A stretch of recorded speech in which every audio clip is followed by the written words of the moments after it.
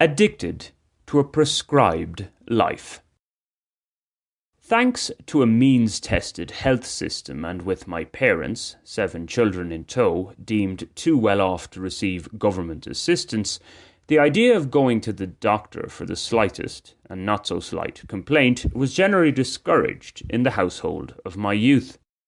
Fair enough, by the time I, the youngest, started going to secondary school, our lot had improved quite a bit and would continue to do so through the Celtic Tiger years, until it all went belly up. Nonetheless, due to the austerity that had prevailed before then, I'd learned that a trip to the general practitioner was considered an exclusive event, and one would have to show very good cause to gain entry. In any case, by about the age of 15, I'd started to match, to an extent, my father's trait where showing any momentary physical or mental infirmity was reprehensible. I do, though, recall those childhood days when being deemed sick enough to receive the sweet Calpol over-the-counter pain reliever was a joyous occasion. Looking back on it now, it's as if the pharmaceutical company that produced that syrup did so with the idea of making it addictive in mind. Ludicrous thought, I know. There were times, too, when I liked being on prescribed medication. I'm not sure why this was, but popping pills stored in a little plastic container with my name printed on it seemed kind of cool. That's all changed now. For better or for worse, I do my best to avoid visiting the doctor or seeking pharmaceutical help.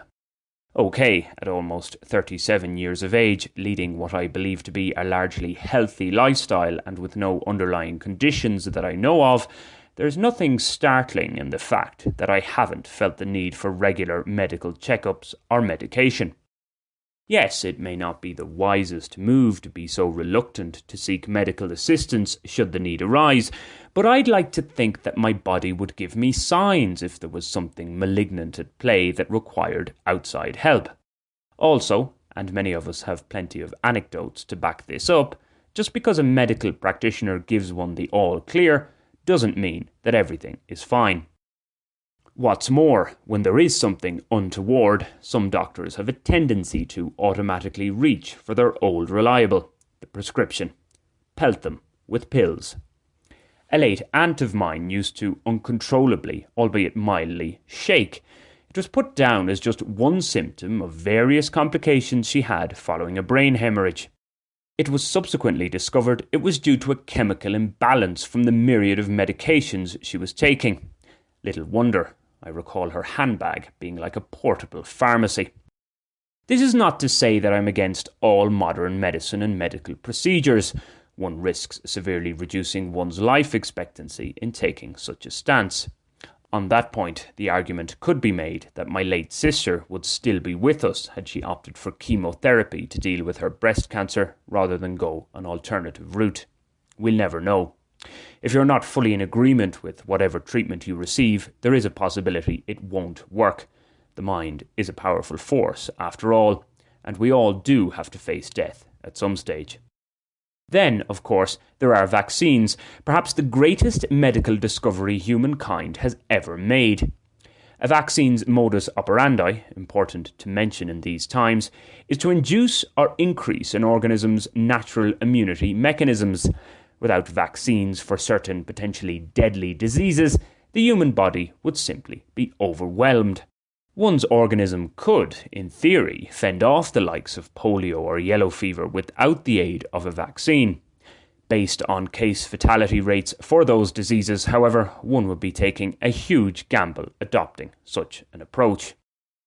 With SARS-CoV-2, on the other hand, we've known from an early stage that a good number of people have solid defences against the infection, an infection that kills quite discriminately, i.e. the elderly and the obese having a far greater risk of severe illness and death.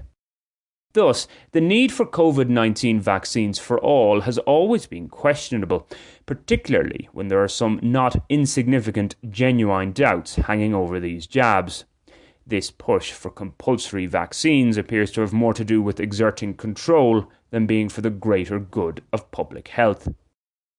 While the great advancements in medical science have significantly increased our life expectancy, we must be aware of our limitations. We must also remain cognizant of the fact that sometimes the natural process is better left alone. One doesn't need to be a scholar of history to know that human interference, even when done in good faith, doesn't always produce positive outcomes.